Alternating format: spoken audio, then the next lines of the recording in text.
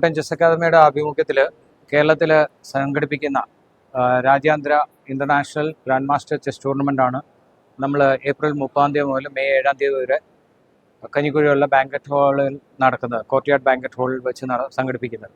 ഇത് സംഘടിപ്പിക്കുന്ന കോട്ടയത്തെ ഏറ്റവും പ്രധാനപ്പെട്ട അല്ലെങ്കിൽ കേരളത്തിൻ്റെ തന്നെ അറിയപ്പെടുന്ന ഒരു ചെസ് അക്കാദമി ആയിട്ടുള്ള കോട്ടയം ചെസ് അക്കാദമിയാണ് സംഘടിപ്പിക്കുന്നത്. ഏതാണ്ട് 7ഓളം രാജ്യങ്ങളിലുള്ള 1000ഓളം കുട്ടികൾ കോട്ടയം ചെസ് അക്കാദമി വഴി ട്രെയിൻ ചെയ്യുന്നുണ്ട്.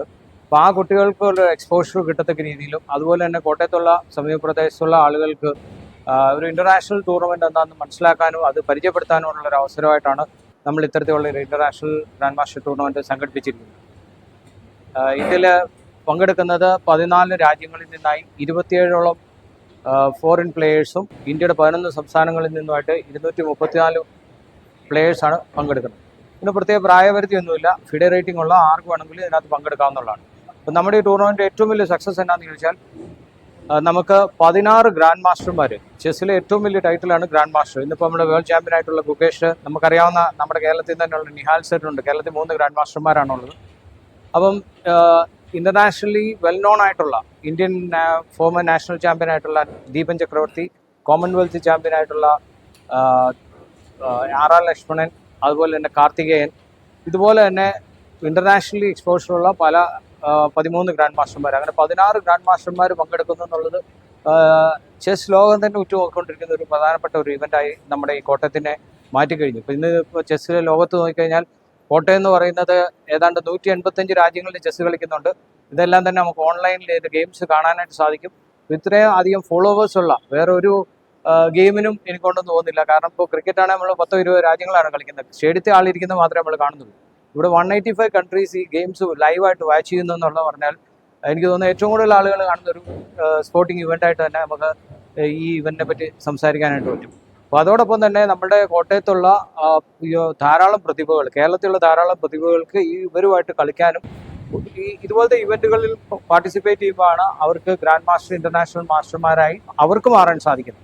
അപ്പോൾ അതിനുള്ളൊരു വേദി ഒരുക്കുക, അതുപോലെ തന്നെ ഇത്തരത്തിലുള്ള വേൾഡ് ചാമ്പ്യന്മാരായിട്ട് കളിക്കാനൊക്കെ ഉള്ളൊരു അവസരം നമ്മൾ ഉണ്ടാക്കി. ഇപ്പം തന്നെ അണ്ടർ 10 വിഭാഗത്തിലെ കഴിഞ്ഞ ആഴ്ചയിൽ നടന്ന ലോക ചാമ്പ്യൻഷിപ്പിലെ ഗോൾഡ് മെഡൽ നേടിയിരിക്കുന്നത് നമ്മുടെ കേരളത്തിൽ നിന്നുള്ള ദിവ്യ ബിജേഷാണ്. പലർക്കും അതറിയില്ല. കേരളത്തിൽ നിന്നാണ് നമ്മുടെ ലോകത്തിലെ അണ്ടർ 10 ചാമ്പ്യൻ. അപ്പം ഇതുപോലെ ഒരിക്കൽ അണ്ടർ 10 ചാമ്പ്യൻ ആയിരുന്ന ഒരാളാണ് നിഹാൽ സരീൻ. ഇന്നിപ്പോൾ Nihal Zareen internationally well known ആയിട്ടുള്ളൊരു ഗ്രാൻഡ് മാസ്റ്ററാണ്. ഇന്റർനാഷണൽ നമ്മുടെ കേരളത്തിൽ അല്ലെങ്കിൽ ഇവിടെയൊന്നും അധികം ചെസ്സിനൊരു പ്ലേയേഴ്സിന് അത്ര ഒരു താരപരിവേഷം ഇല്ലെങ്കിലും യൂറോപ്യൻ കൺട്രീസിൽ നിഹാൽ അവിടുത്തെ ഒരു സൂപ്പർ സ്റ്റാറാണ്. അവിടുത്തെ ഇൻവിറ്റേഷൻ ടൂർണമെൻറ്റുകളാണ് കളിക്കുന്നത്. അപ്പോൾ അതുപോലെയുള്ള പ്ലേയേഴ്സിന് ധാരാളമായിട്ട് വരുന്നുണ്ട്.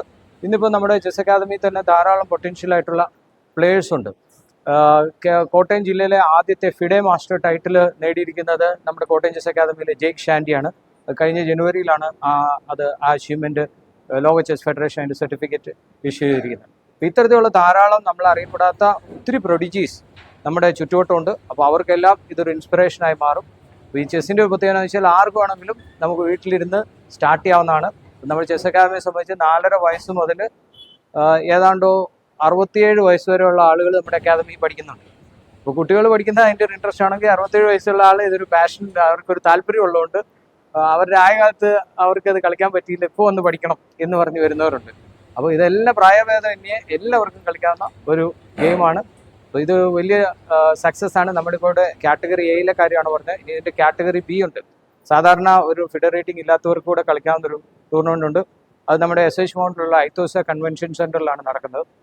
അവിടെ ഇന്നിപ്പം മത്സരങ്ങൾ ആരംഭിച്ചു കഴിഞ്ഞു. 3 ദിവസമായിട്ടാണ് അവിടുത്തെ ടൂർണമെൻറ്റ് നടക്കുന്നത്. അതിൽ 14 സ്റ്റേറ്റിൽ നിന്നായിട്ട് 2 വിദേശ രാജ്യത്തു നിന്നുമായിട്ട് 421 കളിക്കാർ പാർട്ടിസിപ്പേറ്റ് ചെയ്യുന്നുണ്ട്. അവിടെ ചെന്ന് കഴിഞ്ഞാൽ നമുക്ക് കാണാൻ പറ്റിയ ഒരു വലിയ ഒരു ഉത്സവ പ്രതീതിയാണ് അവിടെ. അപ്പോൾ ഇത് ചെസ്സിന് മാത്രമല്ല യഥാർത്ഥത്തിൽ പ്രയോജനം. കോട്ടയം ജില്ലയെ സംബന്ധിച്ച് കോട്ടയത്തിൻ്റെ ടൂറിസം നമുക്ക് ഷോക്കേസ് ചെയ്യാൻ, ലോകത്തിന് മുന്നിൽ ഷോക്കേസ് ചെയ്യാനുള്ള ഒരു അവസരം കൂടിയാണ്. അപ്പോൾ തീർച്ചയായിട്ടും ഇതിൻ്റെ നമ്മുടെ ജില്ലാ ഭരണകൂടം കൂടെ ഇതിനകത്ത് ഉത്സാഹിച്ചാൽ ഇതുപോലത്തെ ഇവൻറ്റുകൾ ഇനിയും നമുക്കിവിടെ സംഘടിപ്പിക്കാനും ഇതുപോലത്തെ വിദേശ കളിക്കാരെ കുമരകം ഒക്കെ നമുക്ക് പരിചയപ്പെടുത്താനുള്ള ഒരു അവസരം ഉണ്ടാവുമെന്ന് ഈ കൂടെ പറയുന്നു. Thank you.